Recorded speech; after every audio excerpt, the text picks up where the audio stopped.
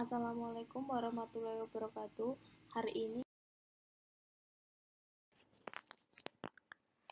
pada pemeriksaan penunjang ortodonsi 1, kita akan belajar tentang analisis fotografi, kemudian analisis sefalometri, dan analisis studi model.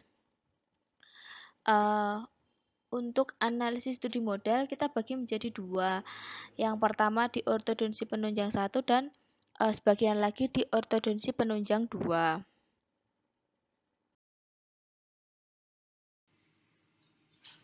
Analisis fotometri atau analisis fotografi adalah analisis yang dilakukan pada foto wajah pasien, baik dari depan maupun dari samping. Kemudian, pada analisis ini kita akan belajar tentang indeks bentuk kepala dan indeks bentuk muka.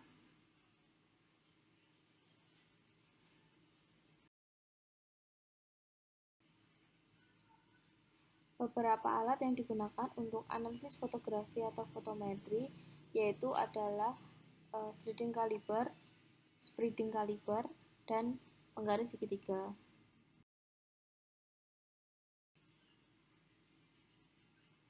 Untuk mengukur indeks kepala, yaitu kita akan mengukur lebar kepala atau B pada gambar, yaitu jarak antara bizigomatik supramastoideus. Kemudian panjang kepala atau A pada gambar, yaitu jarak glabella sampai occipital dikali 100.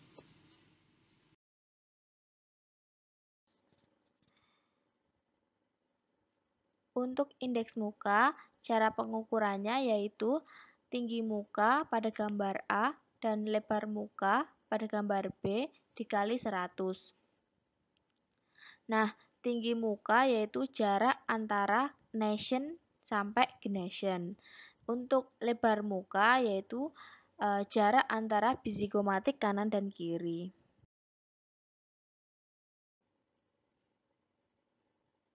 Analisis profil menurut Schwartz dibagi menjadi 3 tipe, yaitu cembung, lurus, dan cekung.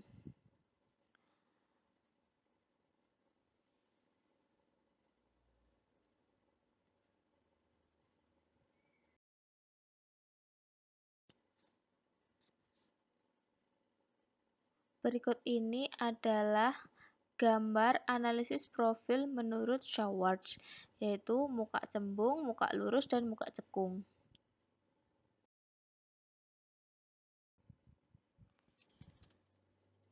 Analisis profil muka menurut Graeber ada 3, yaitu cembung atau konveks, kemudian yang kedua lurus atau straight, kemudian cekung atau konkav.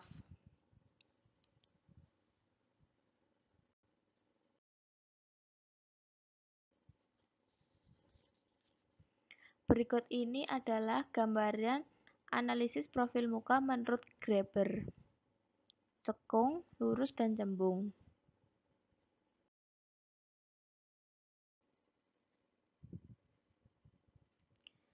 Analisis sefalometri sangat umum digunakan sebagai alat bantu diagnostik tambahan penunjang ortodonsi. Analisis sefalometri ada 2 cara, yaitu metode Steiner dan metode Down.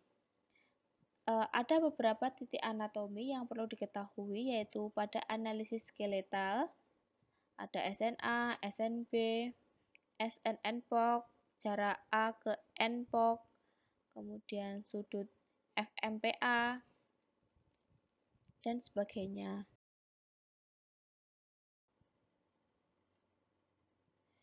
Pada titik-titik anatomi, di analisis sefalometri, selain analisis pada skeletal, terdapat juga analisis dentoskeletal, yaitu seperti sudut IMPA, jarak insisal, insisivus, dan sebagainya.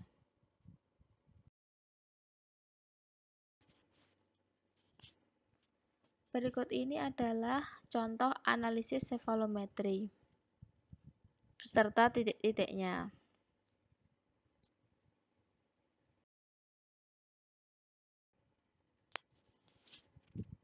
Untuk alat bahan yang digunakan pada analisis sefalometri yaitu busur derajat, sefalogram, pensil 4HB, kemudian penggaris, iluminator, dan kertas kalkir.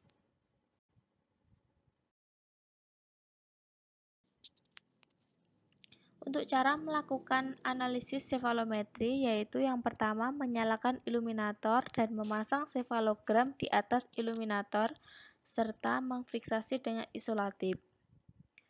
Kemudian memberikan tanda silang atau plus pada sefalogram. Setelah itu meletakkan kertas tracing atau kertas kalkir di atas iluminator dan memfiksasi dengan isolatif. Kemudian baru menggambar penampakan jaringan keras dan jaringan lunak pada sefalometri atau di atas iluminator dengan menggunakan pensil 4HB.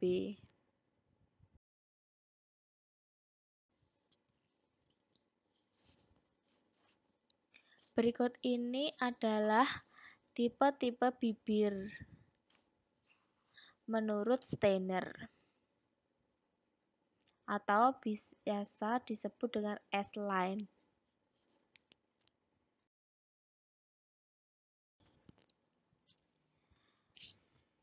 Untuk analisis studi model, yang pertama yaitu bentuk lengkung gigi. Analisis bentuk lengkung gigi ini bertujuan untuk mengetahui apakah ada keharmonisan antara bentuk lengkung gigi dengan bentuk muka pasien, serta keharmonisan antara bentuk lengkung gigi atas dan lengkung gigi bawah.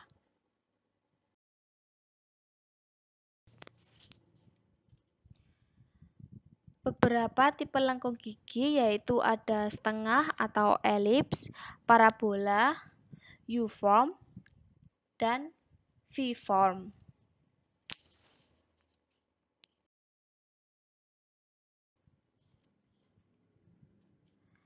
Selain itu, bentuk lengkung gigi juga ada trapezoid dan setengah lingkaran. Nah, berikut ini adalah contoh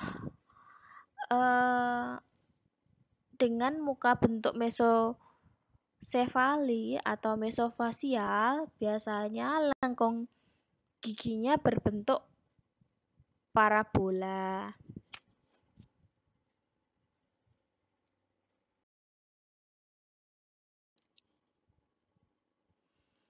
Analisis studi model tentang malposisi gigi-gigi individual.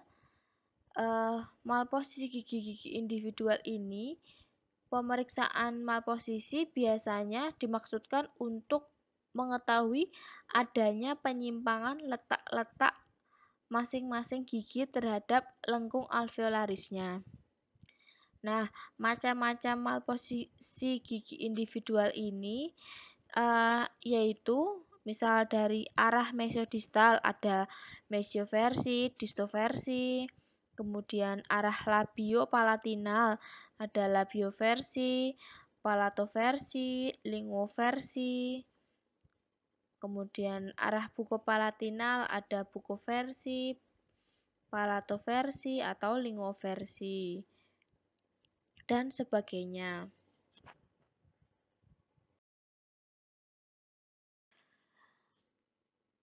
Berikut ini adalah contoh malposisi gigi-gigi individual. Sebagai contoh yaitu pada huruf D, pada gambar D tersebut adalah palatoversi jika gambar tersebut terhang atas. Tetapi apabila gambar tersebut terhang bawah berarti linguoversi. Contoh lagi untuk huruf E adalah karena dia keluar dari lengkung gigi ke arah labial, maka labioversi. Tetapi apabila yang keluar lengkung gigi ke arah labial, tetapi gigi tersebut adalah premolar, berarti bukoversi. seperti itu.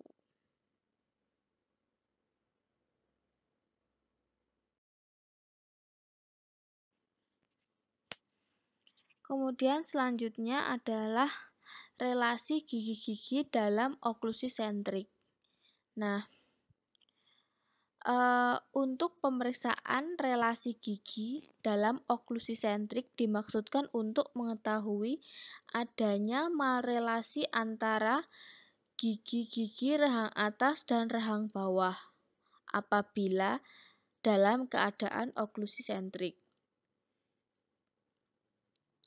Macam-macam malrelasi gigi dari arah antero-posterior yaitu overjet, edge to edge, crossbite, dan sebagainya. Dari arah bukolingual ada cup to cup, crossbite, scissor bite. Kemudian dari arah mesiodistal ada distoklusi, mesioklusi. Kemudian dari arah vertikal ada overbite, open bite, dan sebagainya.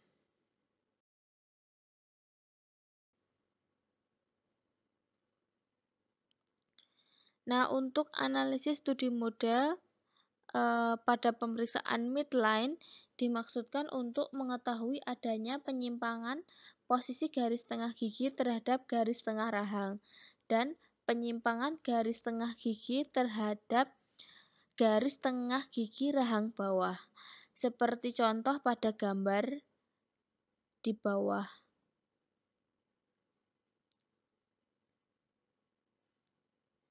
Nah, pada gambar di bawah ini garis tengah rahang tidak sejajar dengan garis tengah pada rahang atas, tetapi sejajar dengan garis tengah rahang bawah.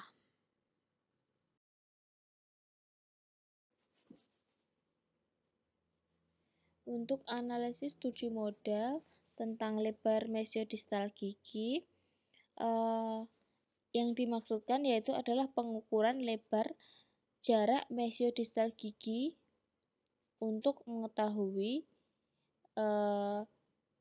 apakah ukuran gigi-gigi pasien merupakan salah satu bentuk dari etiologi maloklusi. Hal ini akan berguna untuk perhitungan-perhitungan dan perencanaan lengkung ideal pada perawatan ortodonsi.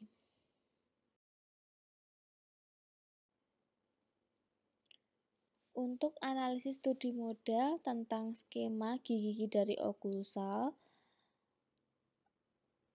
berikut ini adalah contoh skema atau foto gigi geligi dari arah oklusal untuk rahang atas dan rahang bawah.